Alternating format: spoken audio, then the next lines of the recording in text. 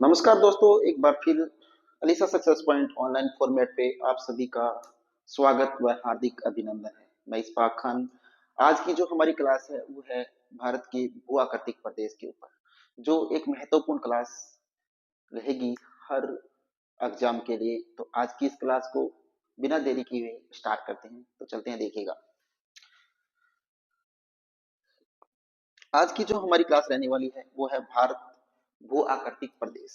दोस्तों, सबसे पहले तो ये बताइएगा कि भारत जो है वो कितने धरातलीय आधार पर भारत को कितने भागों में बांटा गया है। तो दोस्तों, भारत को धरातलीय आधार के ऊपर 5 भागों के अंदर बांटा गया है। ये आप सभी को ऑलरेडी पता ही होगा।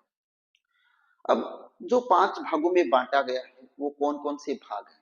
सबसे पहला जो भाग है वो है उत्तर का पर्वतीय प्रदेश। दूसरा जो भाग है वो है उत्तर भारत का विशाल मैदान। तीसरा है वो है प्रायद्वीपीय पठार। चौथा है तटीय मैदान। पांचवा है भारतीय द्वीप। ये 5 भागों के अंदर भारत को धरातलीय आधार पर बांटा गया है।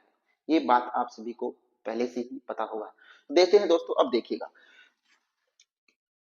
भारत 5 धरातलीय भागों में बांटा जा सकते हैं। ठीक है, भारत को 5 धरातलीय आधार पर 5 भागों में बांटा जा सकता है।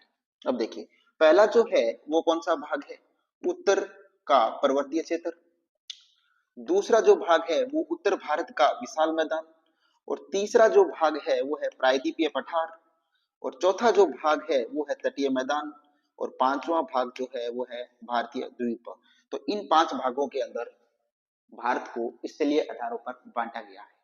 अब देखिएगा आगे, पर्वतों का निर्माण। पहले तो ये बताइए पर्वत, अब देखिए पर्वतों का निर्माण जो हुआ वो कैसे हुआ। हिमालय। अब सबसे पहला जो हिमालय का भाग है वो है ट्रांस हिमालय। ट्रांस हिमालय का जो निर्माण हुआ वो किस काल के अंदर हुआ? तो दोस्तों, ट्रांस हिमालय का जो निर्माण हुआ था वो मायोसीन काल के अंदर हुआ था। ठीक है, तो देखिएगा, ट्रांस हिमालय जो है, इस ट्रांस हिमालय का जो निर्माण होता है वो मायोसीन काल के अंदर होता है। दूसरा है वृत्त हिमालय या वृद्ध हिमालय। इसका निर्माण जो होता है वो क्रिटेशियन काल के अंदर होता है। तो दूसरा जो भाग है हिमालय का वो है वृद्ध हिमालय, जिसका निर्माण होता है वो क्रिटेशियस काल के अंदर होता है।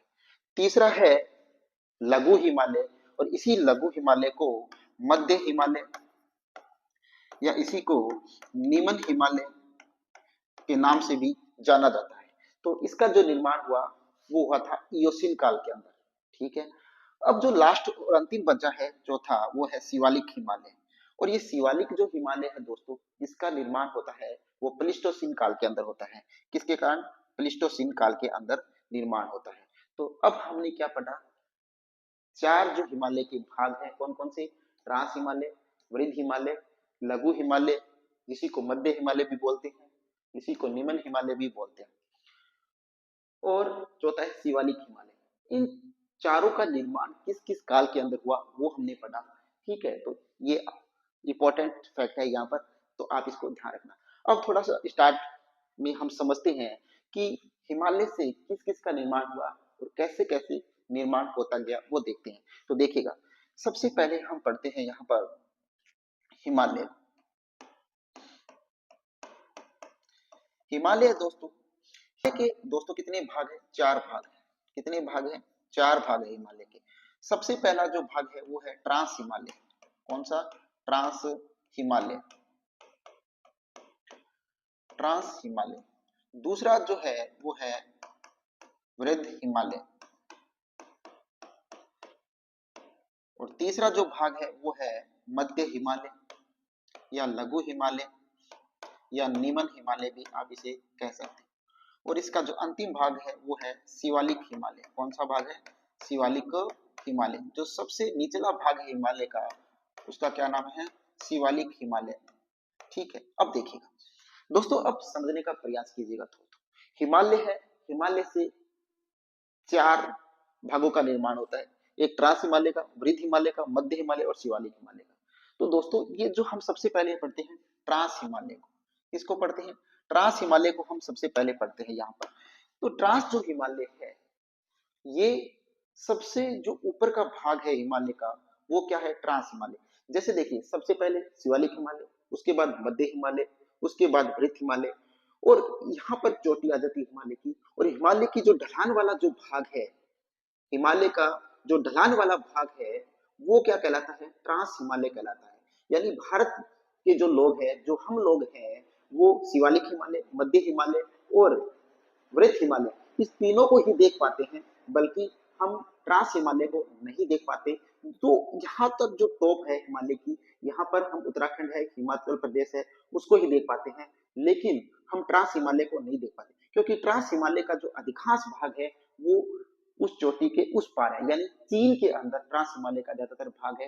भारत का केवल जम्मू जो है, वो ट्रांस हिमालय के अंदर आता है। और ट्रांस हिमालय के अंदर जम्मू आने की वजह से यहाँ पर ज्यादा ट्रेन और इनकी व्यवस्था नहीं होती है। तो देखिए, आपको समझ में आया होगा कि ट्रांस हिमालय है क्या? जो चोटी है, और चोटी के जो इधर की साइड है, ठीक है, उस साइड को, जो ढलान वाली साइड है हिमालय की, जो चीन के अंतर्गत आती है, जहां पर कैलाश पर्वत जो चीन का है और मानसरोवर जो चीन है, वो जो क्षेत्र है, वो किसके अंतर्गत आता है? ट्रांस हिमालय के अंतर्गत आता है। तो देखिएगा, ट्रांस हिमालय जो है दोस्तों, इस ट्रांस हिमालय के अंदर और क्या आता है? इस ट्रांस हिमालय के अंदर देखिएगा, सबसे पहले ट्रांस हिमालय के अंदर जो चीज आती है, एक तो आता है कैलाश पर्वत। कैलाश पर्वत जो कहाँ है? चीन का जो भाग है। दूसरा आता है भारत का, जो आता है वो जम्मू एंड कश्मीर आता है। कौन सा आता है? जम्मू एंड कश्मीर। ठीक है, तो अब देखिएगा, ट्रांस हिमालय के दो भाग हैं, एक तो है कैलाश पर्वत, यानी जो चीन के क्षेत्र में आता है, और भारत का जो क्षेत्र आता है वो जम्मू एंड कश्मीर का जो क्षेत्र आता है, वो ट्रांस हिमालय के अंतर्गत आता है। अब ट्रांस हिमालय के अंदर इसके क्या आते हैं दोस्तों? चार भाग हैं। कौन कौन से? यहाँ काराकोरम। कौन सा? काराकोरम। काराकोरम। दूसरा लद्दाख। और तीसरा जो है वो है जास्कर। और चौथा जो है वो है पीर पंजाल। पीर पंजाल।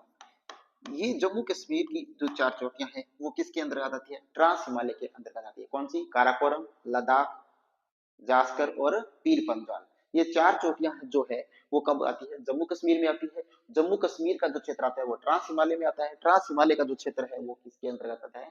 हिमालय का भाग है। तो आपको यह ध्यान रखना है कि ट्रांस हिमालय का जम्मू कश्मीर का जो भाग है, उसके अंतर्गत कौन आती है? ये चार भाग आते हैं। अब देखिएगा, यहाँ पर आगे थोड़ा देखिएगा, काराकोरम जो है, इस काराकोरम जो श्रेणी के अंदर जो है, यहाँ पर क्या है? ग्लेशियर है। कितने ग्लेशियर है? चार ग्लेशियर है यहाँ पर। पहला ग्लेशियर जो है वो कौन सा है? सियाचिन ग्लेशियर है। काराकोरम के अंदर आता है सियाचिन। सियाचिन। सियाचिन ग्लेशियर है। दूसरा जो ग्लेशियर इसके अंदर आता है, वो आता है बिला बिला फोड़ा। दूसरा कौन सा है? बिला फोड़ा। तीसरा जो आता है वो आता है बाल्टोरा। और चौथा जो आता है वो आता है हिस्पर। ये चार क्या है दोस्तों? काराकोरम तट के अंदर चार क्या आते हैं? ग्लेशियर आते हैं। ये क्या है? ग्लेशियर। ये क्या है? ग्लेशियर है। सियाचिन जो ग्लेशियर है, इसकी जो लंबाई है दोस्तों, इसका जो क्षेत्रफल है वो कितना है? 72 किलोमीटर है। बिलाडोल बिलाफोड़ा जो ग्लेशियर है, इसकी जो लंबाई और चौड़ाई है वो है 60 किलोमीटर में फैला हुआ है। और ये जो है बाल्टोरा बाल्टोरा है, ये 58 किलोमीटर में है। और हिस्पर जो है दोस्तों, ये 61 किलोमीटर की में फैला हुआ है। तो ये इनकी कुछ क्या है? दूरियां है। अब देखिएगा, यहाँ पर ये जो लद्दाख, ये इस लद्दाख के अंदर एक चोटी है जिसका नाम है राकापोसी। क्या है? राकापोसी। और राकापोसी जो चोटी है दोस्तों, ये कहाँ पर है? लद्दाख के अंदर। और इस राकापोसी की जो ऊंचाई है वो कितनी है? वो है 7788 मीटर। कितनी है? 7788 मीटर इसकी ऊंचाई है। तो आपको ध्यान रखना है, राकापोसी जो चोटी है वो किस क्षेत्र के अंतर्गत आती है? तो वो लद्दाख क्षेत्र के अंदर आती है। और इस चोटी की जो ऊंचाई है वो 7788 मीटर है। और इसकी सबसे बड़ी जो विशेषता है राकापोसी की दोस्तों, ये समकोण पर है, बिल्कुल सीधी है। जब इस पर चढ़ाई की जाती है बिल्कुल सीधा स्ट्रेट चढ़ना पड़ता है। ठीक है, तो अब देखिएगा, एक बार फिर से समझिएगा। अब देखिएगा यहाँ पे, थोड़ा गौर से देखिएगा इसको। हिमालय, हिमालय का जो भाग है वो कौन से भाग में फैला हुआ है? 4 भागों में फैला हुआ है हिमालय। सबसे पहले ट्रांस हिमालय, उसके बाद भरत हिमालय, उसके बाद मध्य हिमालय, उसके बाद शिवालिक हिमालय। तो पहला है शिवालिक, उसके बाद मध्य, फिर भरत, और फिर ट्रांस हिमालय। जो चीन का और जम्मू एंड कश्मीर का जो क्षेत्र है वो किसके अंदर आता है? ट्रांस हिमालय के अंदर आता है। अब देखिएगा, ट्रांस हिमालय जो है, इस ये ट्रांस हिमालय के जो भाग है वो एक तो कैलाश पर्वत जो चीन के अंदर है, और यहाँ पर एक मानसरोवर झील भी है। मानसरोवर जो झील है वो भी किस भाग के अंदर आती है दोस्तों? वो भी आती है, वो ट्रांस हिमालय के अंदर आती है। ठीक है, अब देखिए ट्रांस हिमालय में कैलाश पर्वत और मानसरोवर झील जो चीन के क्षेत्र में आती है, और भारत का जो भाग आता है वो जम्मू एंड कश्मीर का भाग आता है। और ये जम्मू एंड कश्मीर के अंदर काराकोरम श्रेणी, लद्दाख, जास्कर और पीर पंजाल, ये 4 चोटियां हैं। अब इन 4 चोटियों की बात हम करें तो इन 4 चोटियों में सबसे पहले पढ़ते हैं काराकोरम। काराकोरम जो चोटी है, इस काराकोरम चोटी के ऊपर 4 ग्लेशियर। कौन कौन से? कौन कौन से 4 ग्लेशियर है इस पे? एक तो है सियाचिन, जिसका फैलाव कितना है? 72 किलोमीटर है। उसके बाद है बिला फोड़ा, जो 60 किलोमीटर में है। उसके बाद है बाल्टोरा, जो 58 किलोमीटर में है। और फिर आता है हिस्पर, जो 61 किलोमीटर में है। तो दोस्तों ग्लेशियर कहते हैं किसे?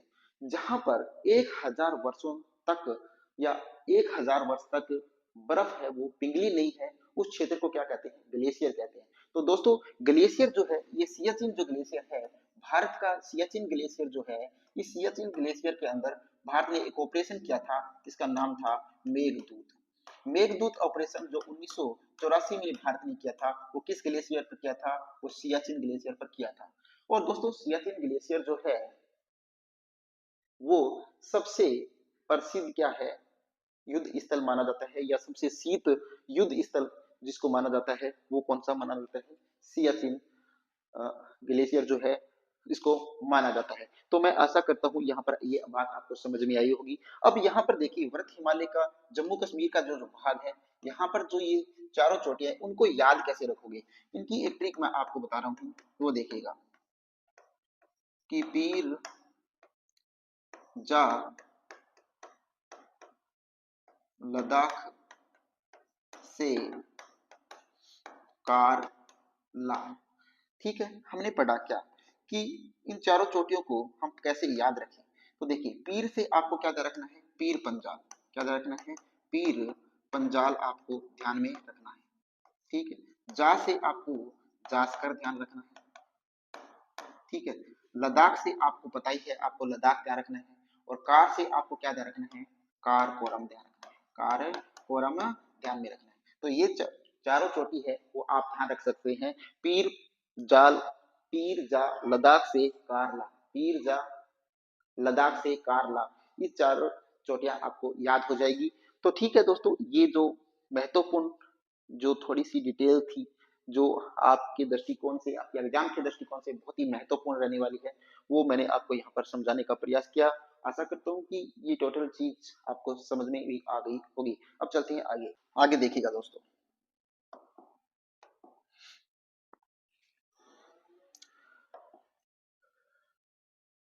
आगे देखिएगा, हम पढ़ते हैं आगे उत्तर का पर्वतीय क्षेत्र। क्या पढ़ते हैं? उत्तर का पर्वतीय क्षेत्र हम पढ़ते हैं। उत्तर का जो पर्वतीय क्षेत्र है उसमें क्या है वो देखिए। पूर्व से पश्चिम तक इसकी जो लंबाई है वो कितनी है? 2510 किलोमीटर है। यानी उत्तर का पर्वतीय जो क्षेत्र है इसकी जो लंबाई है, कहां से कहां तक? पूर्व से पश्चिम तक जो इसकी लंबाई है वो कितनी है दोस्तों?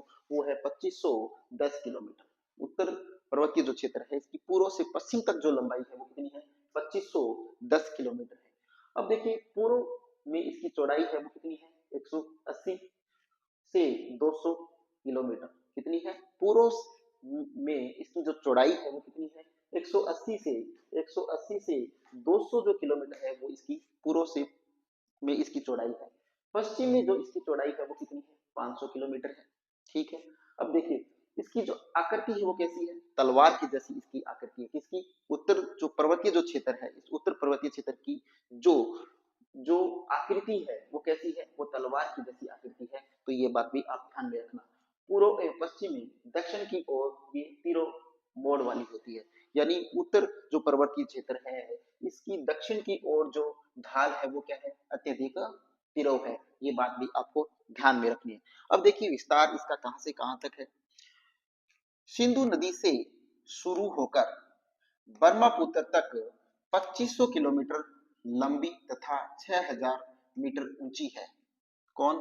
उत्तर पर्वतीय जो क्षेत्र है, उत्तर पर्वतीय क्षेत्र का जो विस्तार है वो कहां से प्रारंभ होता है, सिंधु नदी से प्रारंभ होता है और ब्रह्मपुत्र नदी तक इसकी जो लंबाई है वो कितनी है, 2500 किलोमीटर है तथा इसकी जो ऊंचाई है वो कितनी है, 6000 किलोमीटर या 6100, सॉरी मीटर नहीं, किलोमीटर नहीं मीटर है। ठीक है, तो ये बात आप ध्यान में रखना। अब देखिए पर्वतमाला का विस्तार जो है वो 5 लाख वर्ग किलोमीटर तक है। इस पर्वतमाला का जो विस्तार है, विस्तार कितना है, 5 लाख वर्ग किलोमीटर तक इसका विस्तार है।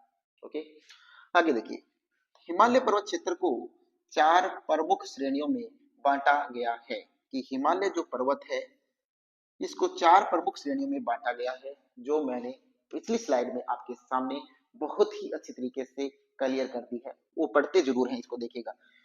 सबसे हिमालय पर्वत 4 प्रमुख श्रेणी है कौन सी, देखिए लघु या मध्य हिमालय जो 300 मीटर फैला हुआ है, वृत्त या आंतरिक हिमालय जो 6100 मीटर में फैला हुआ है, ट्रांस हिमालय जो 600 मीटर में फैला हुआ है, शिवालिक हिमालय जो 1000 से 2500 मीटर में फैला हुआ है। तो इन चारों के बारे में हमने डिटेल से पिछली स्लाइड में बहुत ही अच्छी प्रकार से हमने एक्सप्लेनेशन किया। तो अब हम चलते हैं अगली स्लाइड पे, देखिएगा ट्रांस हिमालय को पढ़ते हैं। सबसे पहले जो हमने पढ़ा था डिटेल्स से जो पढ़ा हमने ट्रांस हिमालय को पढ़ा था, अब यहाँ पर हम उसी चीज को फिर से पढ़ेंगे। तो देखिएगा ट्रांस हिमालय, दोस्तों ट्रांस हिमालय जो है, ट्रांस हिमालय का क्षेत्र, इसका जो निर्माण हुआ वो हिमालय से पहले हुआ था। कहाँ हुआ था, हिमालय से पहले ही क्या हो गया था, ट्रांस हिमालय का निर्माण हो गया था। लेकिन ये भाग है वो किसका है, हिमालय का ही भाग है ट्रांस हिमालय। ये ट्रांस हिमालय की औसत ऊंचाई जो है वो कितनी है दोस्तों, वो है 3100 मीटर। ट्रांस हिमालय की जो ऊंचाई है वो कितनी है, 3100 मीटर है। इसकी जो लंबाई है ट्रांस हिमालय की वो कितनी है, 960 किलोमीटर है। जो लंबाई है ट्रांस हिमालय की वो कितनी है, 960 किलोमीटर है। अब देखिए इसकी चौड़ाई की अगर हम बात करें, इसकी चौड़ाई की अगर हम बात करें तो 225 किलोमीटर है वो इसकी चौड़ाई है। ठीक है, तो आपको ध्यान क्या रखना है, इसकी जो ऊंचाई है, ट्रांस हिमालय की ऊंचाई कितनी है, 3100 मीटर। कितनी है, 3100 मीटर। और इसकी जो लंबाई है वो कितनी है, 960 किलोमीटर। और अब इसकी चौड़ाई की अगर हम बात करें तो इसकी चौड़ाई कितनी है दोस्तों, 225 किलोमीटर है। तो ये बात आपको ध्यान रखनी है। अब आगे देखते हैं, यह यूरेशिया प्लेट का हिस्सा है। किस प्लेट का हिस्सा है, ट्रांस हिमालय। यूरेशिया जो प्लेट है उस यूरेशिया प्लेट का हिस्सा है कौन, ट्रांस हिमालय। देखिए अधिकांश भाग तिब्बत में है, तो मैंने आपको पहले ही बताया था तिब्बत या चीन के अंदर इसका अधिकांश भाग है वो स्थित है। इसलिए इसलिए इसे तिब्बती हिमालय या तेथिस हिमालय भी कहते हैं। तो ये बात भी ध्यान रखना, इसीलिए ट्रांस हिमालय को क्या कहते हैं, तिब्बती हिमालय या तेथिस हिमालय भी किसको कहते हैं, ट्रांस हिमालय को ही कहते हैं।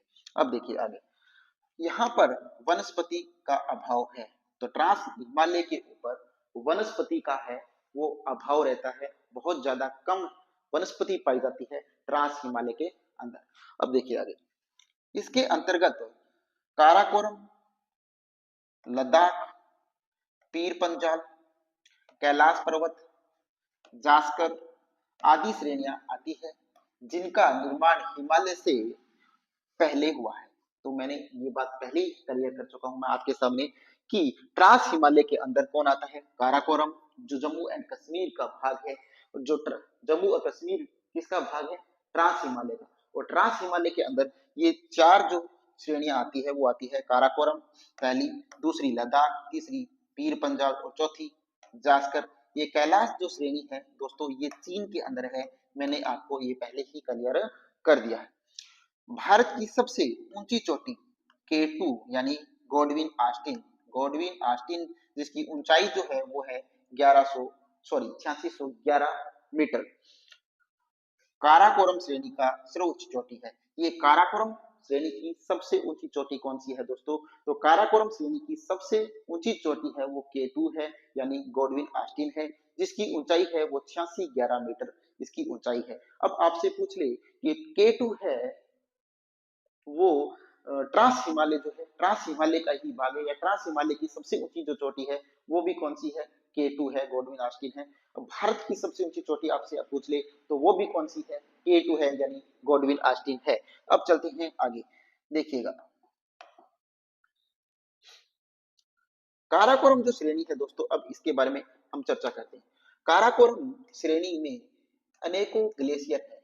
मैंने आपसे पहले भी ये बात चर्चा कर चुका हूं कि काराकोरम श्रेणी के अंदर जो है वो बहुत से क्या है, ग्लेशियर स्थित है। तो इनमें देखिएगा बोल्टोरो ग्लेशियर है जो 62 किलोमीटर में है, सियाचिन ग्लेशियर है जो 72 किलोमीटर में है, बियाफो ग्लेशियर है जो 63 किलोमीटर में है, और हस्पर हस्पर ग्लेशियर है जो 61 किलोमीटर के अंदर है। जो इन चारों के बारे में मैं आपसे डिटेल में पहले ही चर्चा कर चुका हूं पहली स्लाइड में।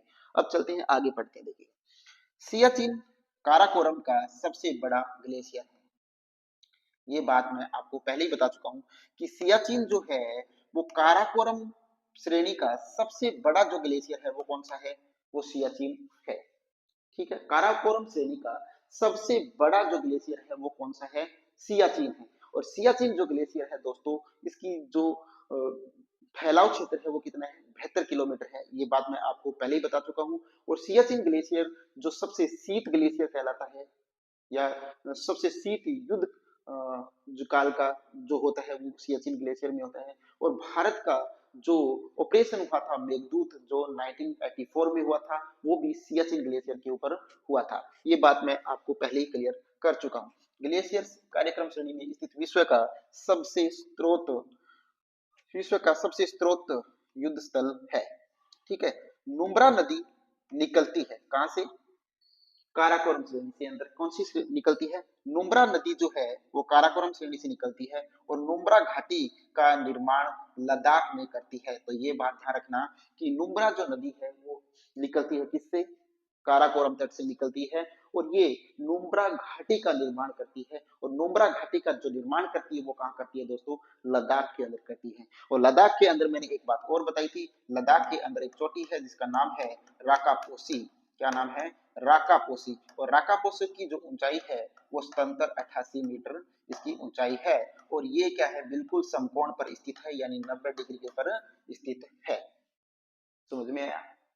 आशा करता हूँ कि ये क्लास आपको बेहतरीन लग रही होगी। आप इस क्लास को ज्यादा से ज्यादा लाइक शेयर जरूर कीजिएगा। तो अब हम पढ़ते हैं अगली स्लाइड को, देखिएगा काराकोरम। काराकोरम श्रेणी पामीर की गांठ से मिलती है। काराकोरम जो श्रेणी है वो किस से मिलती है? पामीर की गांठ से मिलती है। जबकि दक्षिण पूर्व की ओर यह कैलाश श्रेणी के रूप में विकसित है। क्या कह रहा है कि काराकोरम श्रेणी है वो पामीर की गांठ से मिलती है, लेकिन दक्षिण पूर्व की ओर ये कैलाश श्रेणी के रूप में विकसित होती है। ठीक है, अब देखिए विश्व की सबसे बड़ी ढाल वाली चोटी राकापोसी है। ये बात मैं आपको पहले ही क्लियर कर चुका हूं कि विश्व की सबसे बड़ी ढाल वाली चोटी, यानी समकोण पर बिल्कुल ये इसकी ढाल है, वो कौन सी है? राकापोसी है, जो लद्दाख श्रेणी की सबसे ऊंची चोटी है।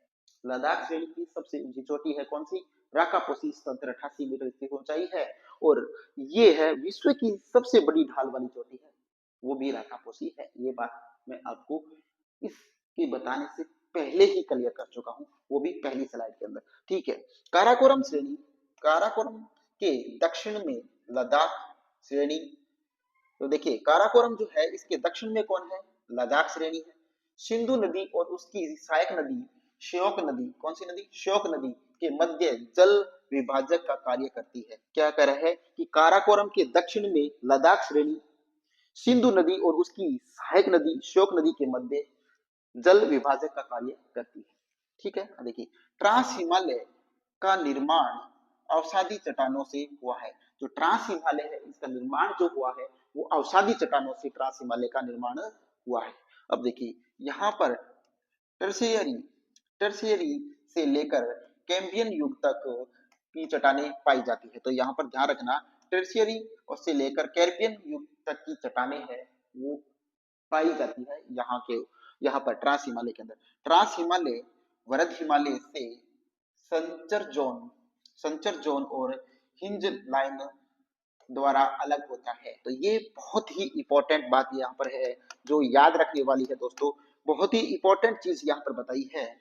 क्या बताया है ये देखिएगा कि ट्रांस हिमालय है वो वरद हिमालय से सच्चर जोन और हिंज लाइन के द्वारा अलग होता है। ट्रांस हिमालय वरद हिमालय से ट्रांस हिमालय वरद हिमालय से संचर जोन व हिंज लाइन द्वारा अलग होता है। ये बात आप बहुत ही ज्यादा इंपॉर्टेंट बात है, याद रखने वाली बात है कि ट्रांस हिमालय वृद्ध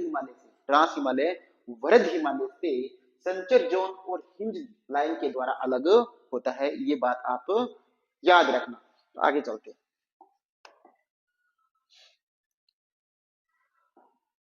अब देखिएगा यहाँ पर पढ़ते हैं वृद्ध हिमालय या आंतरिक हिमालय। कौन सा हिमालय? वृद्ध हिमालय या आंतरिक हिमालय को हम यहाँ पर पढ़ते हैं। तो देखिए वृद्ध हिमालय की ऊंचाई जो है औसत ऊंचाई है वो 6000 से लेकर 6100 मीटर तक है और इसकी चौड़ाई है वो 250 किलोमीटर है। ओके, इसे महान सरोज हिमाद्री मुख्य हिमालय भी कहते हैं। तो इसे क्या कहते हैं? इसे महान हिमालय, सरोज हिमालय, हिमाद्री तथा मुख्य हिमालय भी इसे कहा जाता है। किसको?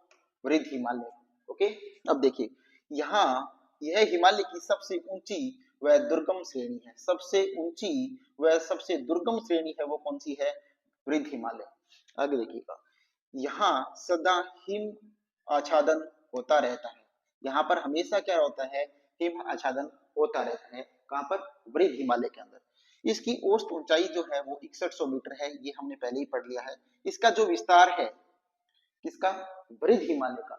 वृद्ध हिमालय का जो विस्तार है दोस्तों वो कहां से कहां तक है? वो नग्गा पर्वत से नामचा बरवा पर्वत तक है। कहां से है? नग्गा पर्वत से नामचा बरवा पर्वत तक विस्तार है। किसका? वृद्ध हिमालय का। कहां से? नागा पर्वत से नामचा बरवा पर्वत तक इसका विस्तार है।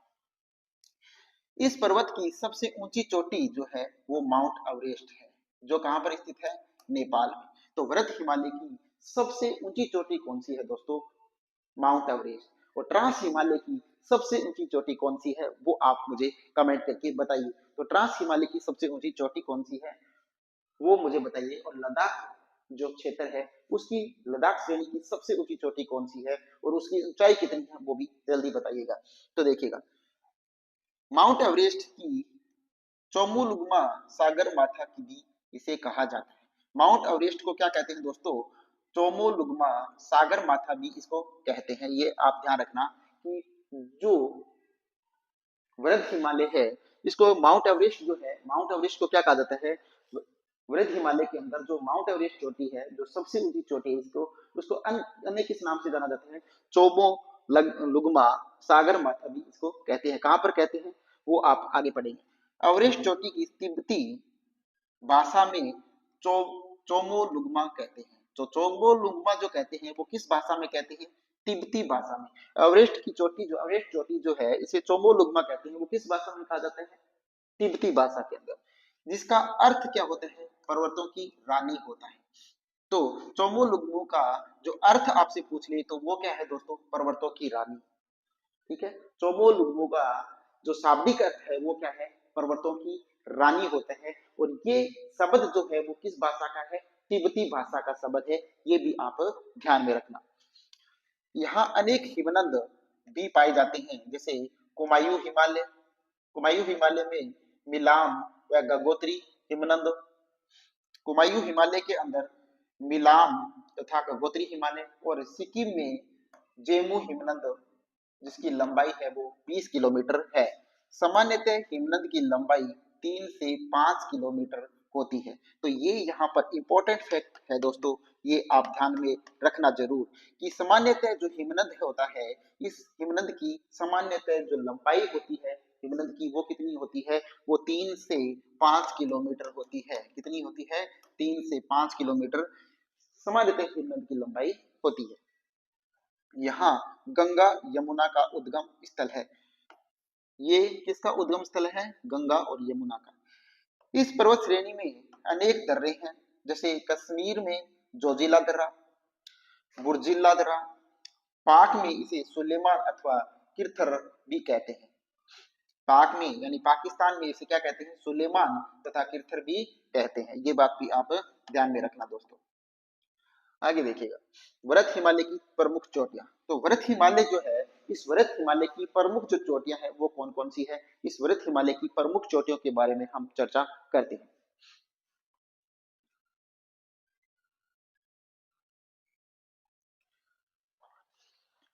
तो देखिएगा, वृत हिमालय की जो प्रमुख चोटियां है वो कौन कौन सी है। देखिए, नगा, कामेट, नंदा, धौलागिरी, अन्नापूर्णा, मंसूलू, गौरीशंकर, अवरेस्ट, जिसे चोमोलुग्मा भी कहते हैं। चोमोलुग्मा इसे कहा कहते हैं दोस्तों, ये तिब्बती भाषा का शब्द है, तिब्बती भाषा का शब्द है। और इसका जो शाब्दिक अर्थ होता है वो हमने अभी पढ़ा। इसका जो शाब्दिक अर्थ होता है वो क्या होता है, वो होता है पर्वतों की रानी। क्या होता है, पर्वतों की रानी होता है। ठीक है, मैकालू, कंचनजंगा और नामचा, ये जो हिमालय की प्रमुख चोटियां दे रखी है वो कौन कौन सी है, वो नगा है, कामेट है, नंदा है, धौलागिरी है, अन्नापूर्णा मानसूला है, गौरीशंकर है, अवरेस्ट जिसे चोमोलुग्मा के नाम से भी जाना जाता है, मकालू है, कंचनजंगा है और नामचा। ये क्या है, प्रमुख वृत्त हिमालय की चोटियां हैं। ठीक है, तो ये आप अच्छी प्रकार से इसको याद कर लेना। देखिए, लघु हिमालय या निम्न हिमालय या इसी को क्या बोलते हैं, मध्य हिमालय भी बोलते हैं। ठीक है, तो क्या पढ़ेंगे हम, लघु हिमालय, निम्न हिमालय या मध्य हिमालय भी इसको बोलते हैं। इसकी जो औसत ऊंचाई है दोस्तों वो कितनी है, लघु हिमालय की, मध्य हिमालय की औसत ऊंचाई है वो है 1800 से 3000 मीटर। कितनी है, 1800 से 3000 मीटर जो है वो लंबाई है, किस सॉरी ऊंचाई है किसकी, लघु हिमालय की। इसकी जो चौड़ाई है वो कितनी है, 80 से 100 किलोमीटर है, वो इसकी चौड़ाई है किसकी, लघु हिमालय की। पीर पंजाल श्रेणी इसका पश्चिमी विस्तार है। पीर पंजाल जो श्रेणी है, पीर पंजाल श्रेणी जो है वो लघु हिमालय का पश्चिमी विस्तार है। ये बात ध्यान रखना। यहीं पर पीर पंजाल बनिहाल दर्रा, पीर पंजाल व बनिहाल दर्रा उपस्थित है। कहां पर, लघु हिमालय के अंदर पीर पंजाल और बनिहाल जो दर्रा है वो किसके अंदर स्थित है, निम्न हिमालय के अंदर, लघु हिमालय के अंदर स्थित है या मध्य हिमालय के अंदर स्थित है। बनिहाल दर्रे से होकर जम्मू कश्मीर जाया जाता है। यानी जो बनिहाल दर्रा है, इस बनिहाल दर्रे से होकर ही कहा जाया जाता है दोस्तों, कश्मीर जाया, सॉरी जम्मू कश्मीर जाया जाता है। ओके, इसी के पास मसूरी, नैनीताल, रानीखेत और डलहौजी नगर, शिमला, कुल्लू मनाली पर्यटन स्थल है। तो देखिएगा, लघु हिमालय, मध्य हिमालय या निम्न हिमालय के अंदर ही सौरग स्थित है दोस्तों।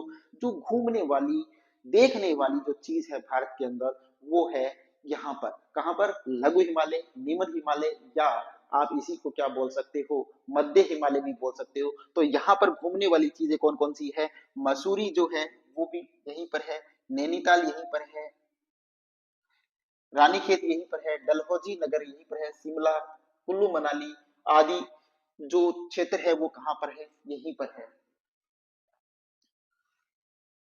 ठीक है, तो एक प्रकार से कह सकते हैं कि भारत का जो स्वर्ग है वो यहीं पर स्थित है, लघु हिमालय के अंदर। ठीक है, देख ला, ढालों पर छोटे छोटे घास के मैदान पाए जाते हैं जिन्हें कश्मीर में मर्ग कहते हैं। यानी लघु हिमालय के अंदर घास के छोटे छोटे मैदान पाए जाते हैं जिन्हें कश्मीर में क्या कहते हैं, मुर्ग कहते हैं। क्या कहते हैं, मृग कहते हैं। ठीक है, या इसे गुलमर्ग या सोनमर्ग भी कह देते हैं। इसी मर्ग में गुलमर्ग और सोनमर्ग दो नाम आप ध्यान रखना जो कश्मीर में पाए जाते हैं। ठीक है, उत्तराखंड में बुंग्याल, उत्तराखंड में बुंग्याल और पयार इसे कहते हैं। क्या कहते हैं? डालों के ऊपर छोटे छोटे जो घास के मैदान पाए जाते हैं, ढालों के ऊपर यानी ब्रज हिमालय के अंदर जो घास के छोटे छोटे जो मैदान पाए जाते हैं उन्हें कश्मीर में मरग, गुलबर्ग या इसे ही सोनमर्ग कहते हैं, लेकिन इसे उत्तराखंड के अंदर बंग्याल या प्यार भी कहते हैं। तो ये बात ध्यान रखना कि डालों के ऊपर जो छोटे छोटे घास के जो मैदान पाए जाते हैं उसे कश्मीर में मरग या गुलमर्ग या सोनमर्ग कहते हैं, लेकिन उसे उत्तराखंड के अंदर बुग्याल या प्यार कहते हैं। ठीक है। अब देखिए प्रमुख घाटी, कश्मीर घाटी, कुल्लू घाटी, कांगड़ा घाटी, कांठमांडू घाटी, सोनमर्ग, कंसोल, ये कहाँ स्थित है दोस्तों? ये लघु हिमालय के अंदर स्थित है। कौन कौन सी घाटियां? कश्मीर की घाटी लघु हिमालय का भाग है, कुल्लू घाटी, कांगड़ा घाटी, काठमांडू घाटी, सोनमर्ग और कंसोल जो है वो कहां पर स्थित है? लघु हिमालय के अंदर स्थित है। ये जो प्रमुख घाटी है, कश्मीर घाटी में केरवा हिमानीकृत मिट्टी है, यानी कश्मीर की जो घाटी है, इस कश्मीर की घाटी के अंदर करेवा नाम की क्या पाई जाती है? मिट्टी पाई जाती है। कौन सी मिट्टी? करेवा नाम की मिट्टी पाई जाती है। वो कहां पर पाई जाती है? कश्मीर की घाटी के अंदर पाई जाती है। अब देखिए कश्मीर घाटी में केसर उत्पादन हेतु प्रसिद्ध है। जो कश्मीर की जो घाटी है वो केसर के उत्पादन के लिए भी क्या है? प्रसिद्ध है। महान तथा मध्य हिमालय दार्जिलिंग में मिलते हैं। महान हिमालय तथा मध्य हिमालय कहाँ पर मिलते हैं? दार्जिलिंग में मिलते हैं। कांगड़ा घाटी से उत्पन्न हेतु प्रसिद्ध है। कांगड़ा घाटी से उत्पन्न उत्पादन हेतु प्रसिद्ध है।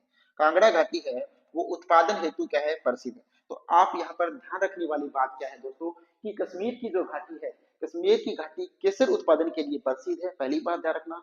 और कश्मीर की घाटी के अंदर कौन सी प्रकार की मिट्टी पाई जाती है, ये क्वेश्चन आपसे पूछ ले तो करेवा मिट्टी जो है वो कश्मीर की घाटी में पाई जाती है, ये भी आप ध्यान रखना। और महान हिमालय तथा मध्य हिमालय है वो दार्जिलिंग में मिलते हैं। कौन कौन से हिमालय? महान हिमालय और मध्य हिमालय दोनों मिलते हैं, वो कहां पर मिलते हैं? दार्जिलिंग में मिलते हैं। और कांगड़ा घाटी है वो उत्पादन के लिए प्रसिद्ध है, ये बात भी आप ध्यान में रखना। आगे चलते हैं, देखिएगा शिवालिक हिमालय को पढ़ते हैं। जो हिमालय का जो अंतिम भाग है शिवालिक हिमालय, जो हमने स्टार्ट में ही पढ़ा था कि सबसे पहले कौन सा आता है? शिवालिक हिमालय, उसके बाद मध्य हिमालय, उसके बाद वृद्ध हिमालय, उसके बाद आता है ट्रांस हिमालय। जो चीन का जो क्षेत्र है, तिब्बत का जो क्षेत्र है, उस क्षेत्र के अंदर ट्रांस हिमालय स्थित है। भारत का केवल और केवल जम्मू और कश्मीर यानी कश्मीर का जो भाग, सॉरी जम्मू का जो भाग है वो कहाँ आता है? ट्रांस हिमालय के अंतर्गत आता है। और उसमें जो 4 श्रेणियां हमने बताई थी वो हमने चर्चा पहले ही कर ली है। तो अब पढ़ते हैं ट्रांस शिवालिक हिमालय के बारे में। तो देखिएगा सबसे पहले हम पढ़ते हैं शिवालिक हिमालय को। शिवालिक हिमालय,